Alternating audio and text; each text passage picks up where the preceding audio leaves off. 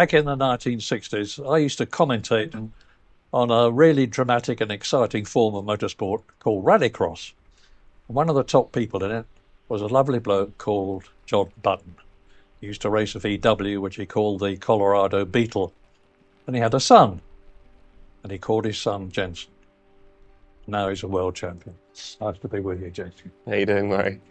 Jenson, you and I have both got something in common. We've got racing fathers. John raced cars, mine raced bikes. But when you were young, did you want to race, or did John want you to race?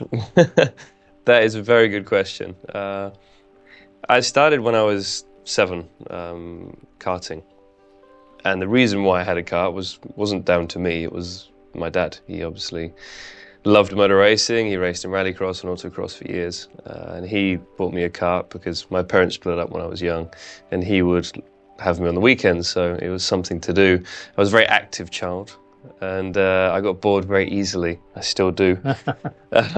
So he bought me the kart, and I loved it from the word go. But he always used to say when I started that it was his passion, and I was just. And he was pushing you along all the time, was he? Yeah, pushing, but not in a bad way. I think there are a lot of fathers when kids are young, they push them, and it's too much. And either they fall out of love with the sport, or it just causes friction between father and son, or father and daughter. So, he was very controlled in pushing me. He gave me the right amount of support. Now, you had a stellar career in karts and in Formula Ford and in Formula 3, and you had a test in the McLaren Formula 1 car, but you caused an absolute sensation when you had a test in the Prost. Tell me about that. First of all, I drove the McLaren. Funnily enough, I saw that car the other day I drove at the MTC. Same car? Yeah, the same one I drove. And then I drove the Prost. I was actually on holiday at the time in Mexico. And I got a call, and it was my manager at the time, and said, Alain would like you to drive his car. It's like, wow, okay. The F1 car, not the Formula 3000 car. I said, the Formula 1 car. So flew to Barcelona immediately and drove around the circuit, a circuit that I've raced on for 17 years now. Little did I know then that would be the case. Jumped in the car, felt comfortable straight away. The car was actually a very good car to drive. The engine didn't last as long as I would have liked. I think we did 33 laps before the engine seized. How difficult was it to translate yourself from Formula 3 with about 160 horsepower up to Formula 1? It was okay. I mean, I did Formula 3000 testing. I tested for 2 teams that winter, so the step wasn't so big, but also it came with so much sort of grip, the power, and everything just worked as it should. In a Formula 3000 car, the gearbox, it was the old sequential gearbox then, you could never get the thing in gear. Whereas the F1 car, everything was just smooth and it ran as you wanted it to. And then it was just about pushing the car to the limits, which became natural from a very early age. The only thing you have to get used to in an F1 car, it's not the power, it's the downforce, and the understanding that when you go faster through a high-speed corner, you get more grip. And I think for most people that's very difficult to understand, but it felt so natural jumping in that car. Well, as a result of all that, you get a chance to drive for Williams. I say you got a chance because you were in opposition. You had a rival, a chap called Bruno Junqueira, who came from Brazil. Yeah.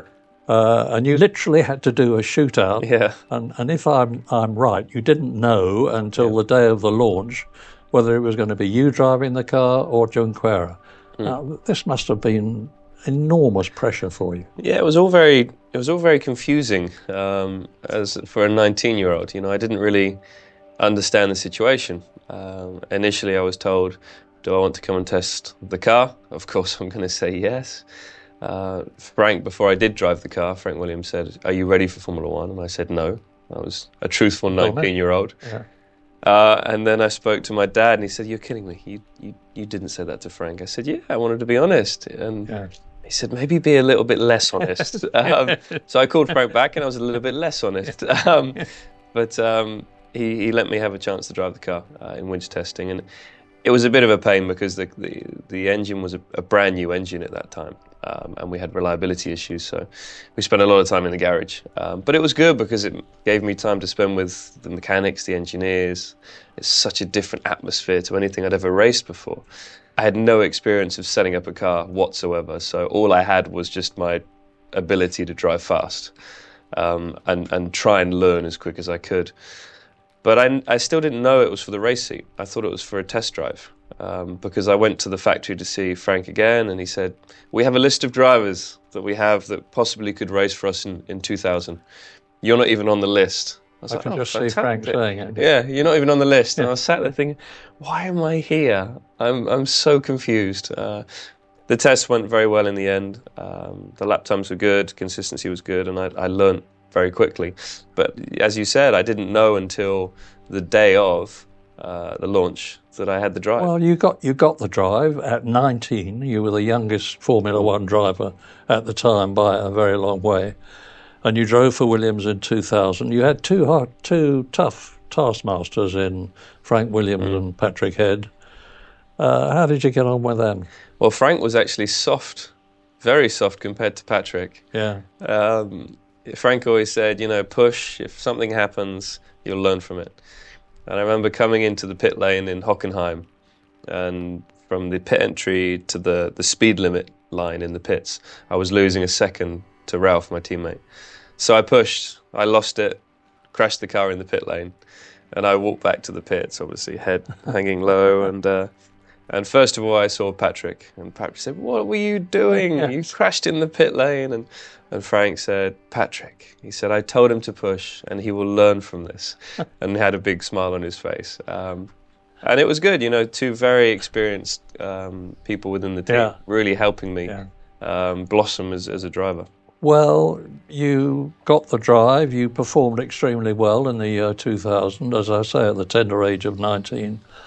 But you've had a few disappointments in your life, and surely one of them must have been at the end of the season when you discovered that, having done well and expecting to go on with Williams, you find that you're being replaced by Juan Pablo Montoya. You were, to put it bluntly, out on your ear. Yes. Frank had offset your contract, and you were now driving for Benetton, and you were driving subsequently for Renault. Now, you had a very different boss there, flamboyant, extrovert, Italian, Flavio Briatore, who gave you a very hard time, accused you of being a lazy playboy. I mean, how did you react to all that? Well, first of all, towards the end of the 2000 season, I knew the situation. Frank's very straightforward in that way, and I didn't have a contract for 2001. It was never... I never thought that I would have the drive in 2001 because he had a deal with Juan Pablo. So I had to look elsewhere, and obviously Flavio gave me the chance to drive for Benetton in 2001. I remember the launch day, it was in Venice, and I was so sick, so ill that day, probably the illest I've ever been. What, nerves or food? Or? No, I think it was food poisoning, but I should have known then that the year was going to be a disappointment from the word go. But a very tough year. The car was... Well, it wasn't a good car. No. You had Fisichella as your teammate. I think Fisichella is possibly the best driver in the world at driving a bad car. Oh, really? He was amazing at driving bad cars. And he did a better job than me. Well, he had a lot more experience than you. He did, but I also didn't learn enough at Williams because the car was easy to drive. I could do enough with my natural ability to get good results. Whereas then you get to a team where suddenly you're pitted against a very good driver, but also I didn't have the experience to improve the car. So Flavio was very outspoken, and some of the things obviously were exaggerated that he said. But to be fair, he helped me in a lot of ways. Are you thin-skinned? I mean, was this hurting? Yeah, of course. I'm very, very, very thin-skinned. Not very encouraging. Yeah, well, it wasn't, but it did help me in a way as well, because it definitely toughened me up. And I learned a lot towards the end of that year in 2001. Spent a lot of time with Mike Gascoigne, who was the main man in charge of the car, who's also a very tough guy, and Flavio. And it really did help me, it strengthened me as a person, but also as a racing driver.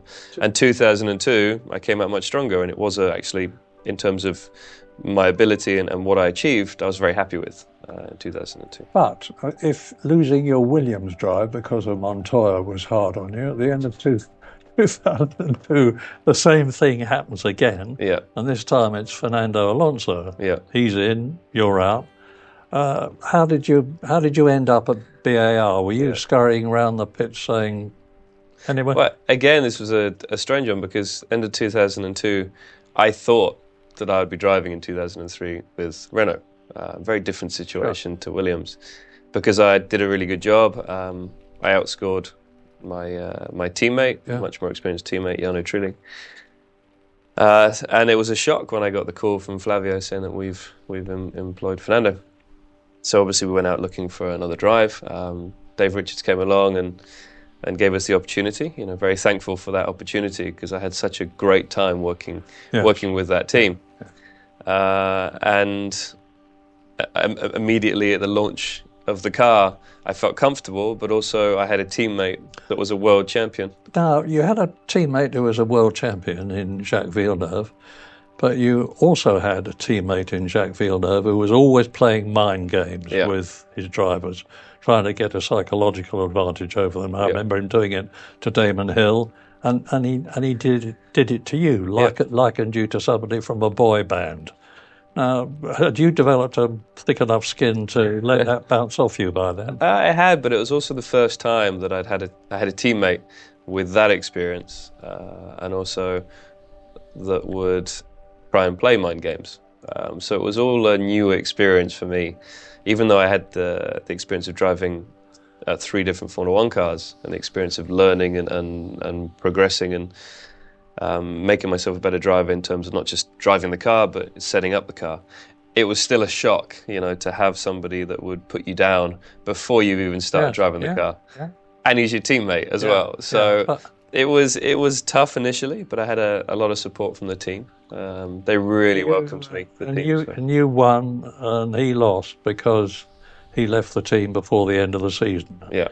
And then in 2004, you had by far your best season yet. You had, 10 podiums, third in the championship, and the only 2 people who were ahead of you were the Ferraris. Ferrari. By now, were you feeling a hardened, experienced racing driver for Formula One? It felt like I had been around forever at the end of the 2004 season, and I remember at the Autosport Awards, I got the International Driver of the Year, ahead of Michael Schumacher and Rubens Barrichello, which was, 24-year-old to have that accolade. It was a very special feeling, and I think everybody knew how strong the Ferrari was that year. They were untouchable.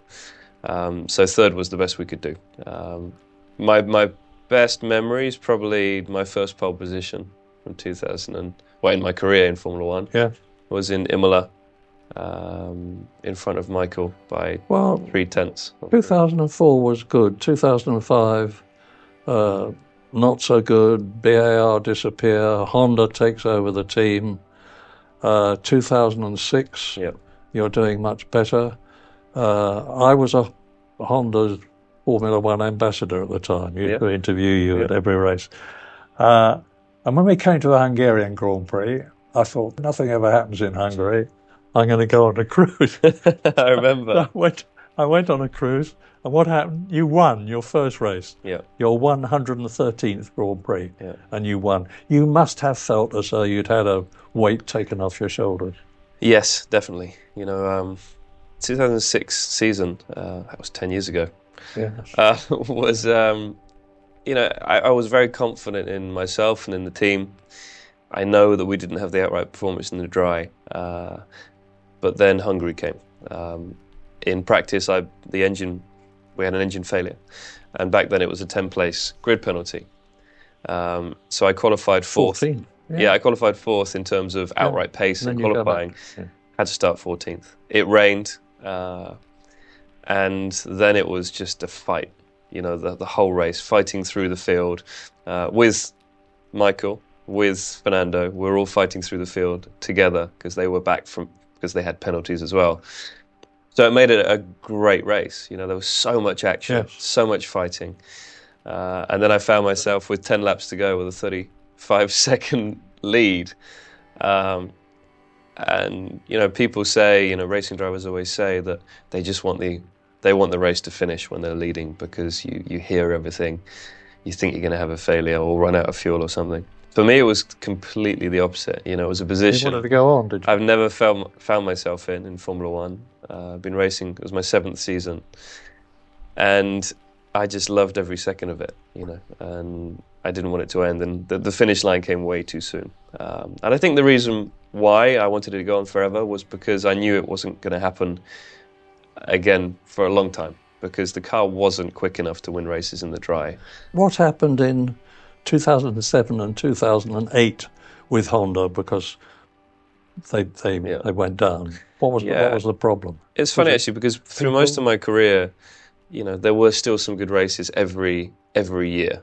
You know, 2004 we had 10 podiums. 2005 there were still podiums. 2006 the win, and then 2007 came, and it was just 2007 came, and it was just a really difficult year. You know, we went a direction with the car, and it was completely the wrong direction. And you can see that by the design when you look at it now. It was so different to everything else out there, and it just didn't work. But it seemed a good idea at the time, didn't it? Yeah, and lots was changing within the team, and it felt like we were losing good people.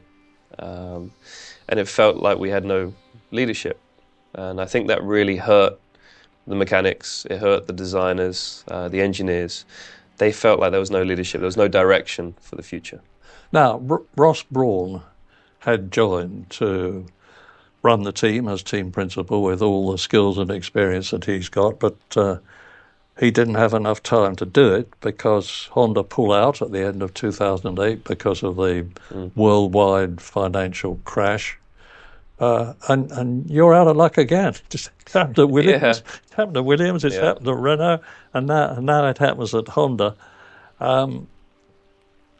What was going through your mind then? Because you'd been at racing cars in Formula One for a long time by now. Did you ever think of jacking it in? Or? No, definitely not. You know, I obviously loved my win in Hungary, but that wasn't what I came into Formula One to achieve. Just one win. It wasn't enough. So I got the call when I got off the plane. I'd landed it at Gatwick, which isn't my favourite airport anyway. And I'm waiting for my bags to come out. And then I get the call from my manager, from Richard, saying Honda have pulled out, you know, because of the issues, you know, around the world, the crisis. And I was in shock. Was Richard scurrying around to find something for Richard Goddard? Yeah. Was he scurrying around trying to find something for you? Yeah, of course. Or were you, or both of you? Both of us were. Yeah. And, you know, Richard, he's the best Formula One manager, personally, I think there's ever been. And I always know that he would do the best for me as a manager and as one of my best friends. And we had the opportunity to race for Toro Rosso. And that was from France, Toast. So we had quite a long, lengthy chat about that. But I also didn't think it would be a team at that point that would give me the opportunity to be close to the front fighting. So we pushed Nick Fry and Ross Brawn very hard to look for somebody to come in and take over the team. We also came up with a couple of options of people to come in and who had the money to spend to come in and take over the team. They didn't take that route in the end, and they ended up taking over the team themselves, which none of it really made any difference to us as long as I was racing. I knew that we had a good car. We just didn't have anything in the back of it. We didn't have any horsepower. There was no engine because obviously Honda took everything. But then, thanks to Martin Whitmarsh, you got Mercedes power in the Brawn. And at last, Jenson, you've got a car in which you can exploit your very considerable talent. And you win 6 of the first 7 races. You become world champion. You have a car advantage, and I'm fascinated to know this. It revolved around you stuffing your leg down a hole in the cockpit. No, that was a couple of years later. Oh, how that was a couple of years later. But if you take it back to 2008, we had a very difficult year in 2008, and we weren't developing the car because we knew 2009, regulation change. We put all of our efforts into that. And Honda, to be fair, put a lot of effort into building the new car. So a lot of it was down to them. Yes. And I still feel that, well, I still know that a lot of the guys that work for Honda were so happy when we did win the World Championship because they still felt a part of it. So we strapped the Mercedes engine in the back, and thanks to Martin and Brawn. And yeah, we won 6 out of 7 races. And yes, we turned up at the first race with a very competitive car. And we had an advantage. But we never had an advantage. You've got to be able to exploit that advantage. Yeah, you have, but we never had an advantage like you've seen the last 2 years. Right. And that's something that people forget. We had the double diffuser, yes, but 2 other teams also had a double diffuser. And every team had a double diffuser after a few races in. What was your high point of your championship year? Monaco? Monaco is always very special, but for me, Monaco, the highlight of that weekend was qualifying, not the race. When you're on pole in Monaco, there's a very good chance you're going to win the race. It's putting it on pole that's where you are under pressure to perform, and to put it on pole there meant so much to me in front of my friends and family. Other high points, I mean, every win is a high point, but I'd probably say my last win in Turkey, right, Istanbul. At the end of 2009, as far as a lot of people in Formula One were concerned, you took leave of your senses. You went raving mad. You decided that you were going to leave what had been Brawn and was now Mercedes, and you were going to join the new team. The new team, not only being McLaren, but McLaren with Lewis Hamilton, who was world champion and had been with them for several years, and knew everybody in the team. And everybody in Formula One was saying, Jenson has given himself an impossible mountain to climb. Including Ross Brawn. He also said that to me when I left, when I walked out the door. But 2009 was a great season, but I also knew that we could not continue that into 2010 with the amount of money that we were spending on development. We stopped development in August, September of 2009 on the car, and just prayed and hoped it was enough, and it was. So for me, I wanted to be with the team that I felt could give me the chance to win races every year, whether it was a World Championship or not. I think being at the front and giving the opportunity, and then one day it could happen again. So going to McLaren was really exciting. I remember speaking to Martin on the phone, and I think he was surprised that I was even thinking about going to McLaren.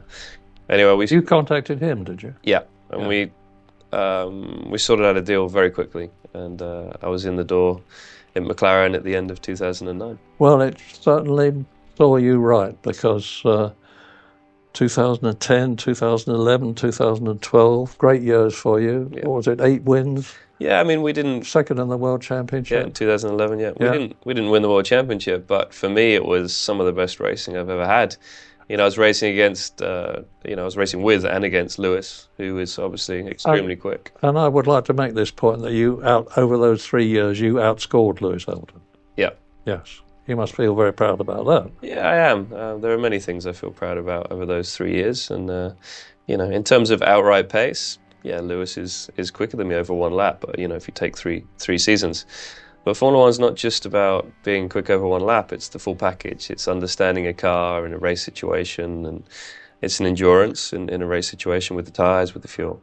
It's working with the engineers, the mechanics. And it's about the team effort. And for me, that was something I learned over so many years of being with different teams, and I think that really helped me when I arrived at McLaren. Well, now, like I said, you've had your ups and you've had your downs, and the last 3 years have been a downer, and last year in particular.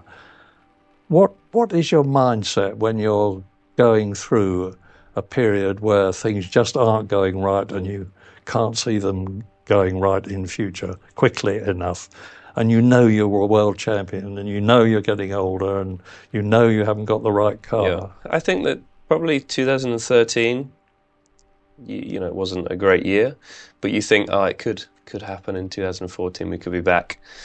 And then when you're not back in 2014, that was probably the most difficult year. for me, because I felt that we should have been back at the front winning races or fighting for wins. 2015, to be fair, I knew it was going to be a very difficult year. It's a new power unit. We're a year and a half behind everyone else in terms of the power unit. But in some ways you don't mind, because I'm racing against the guy that people think is the best driver in the world, and possibly the best driver since Michael Schumacher and Ayrton Senna. So it's a big challenge and an exciting challenge going up against someone like that, and working with someone like that as well, because we're both very experienced, but you still learn from your teammate, and I think we both learned a lot last year from each other, Fernando and myself. Jenson, you, irrespective of whether times are good or times are bad, you always seem to be very happy in your own skin. You're friendly, you're cheerful, everybody in the team loves you, you talk to people, you relax, you have a good time. Are you happy with yourself? With myself, yeah. I mean, if I retired today, I would be very happy with what I'd achieved in the sport. But, we're the creatures that we are, we want more. We always want more. We're hungry to succeed again and again and again. And you get addicted to that feeling of stood on top of the podium with the biggest trophy. And it's such a special feeling. You get addicted to it. So that's why I'm still here, hoping and working towards hopefully something great in the future. How much longer? I don't know. I mean, if I can see that next year is an exciting year and that we could fight at the front, I'd like to race next year. I've got to do a good enough job this year first, really. I'm sure you will. But,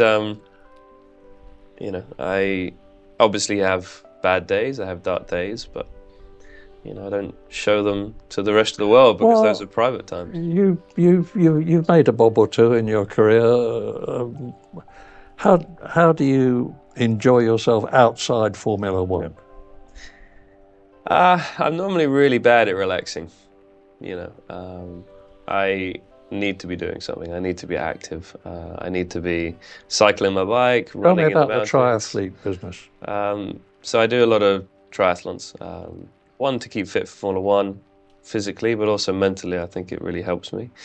I've got my triathlon, which happens every year, which is in July this year. When you say your triathlon, you mean the Jenson Button Trust? Jenson Button Trust Triathlon, which raising as much money for cancer research, which hopefully we will do this year. We've got a lot of fun people coming along this year, which you'll find out about soon. But it's something that I've been passionate about for years, and it's since 2008, when we didn't have a competitive car. I've got into it, and it's something I can really sink my teeth into.